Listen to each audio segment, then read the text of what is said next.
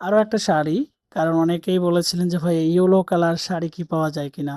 তাদেরকে বলবো এই শাড়িগুলো পেয়ে যাচ্ছেন আমাদের কাছ থেকে। খুব সুন্দর একটা বডি ফিনিশিং, এত সুন্দর থাকে আপনারা দেখতে পাচ্ছেন, নিট অ্যান্ড ক্লিন, পরিষ্কার পরিচ্ছন্ন। এবং এই শাড়িগুলো কিন্তু আমরা তৈরি করেছি সব সময় প্রিমিয়াম কোয়ালিটির তার থেকে, কারণ আমরা জানি যে শাড়িতে যেহেতু সুই সুতা হাতের কাজ করেন, এর জন্য শাড়ির ফেব্রিক, শাড়ির গুণগত মান, শাড়ির বুনন এগুলো সবসময় ভালো হতে হবে এবং সফট কোয়ালিটি হতে হবে।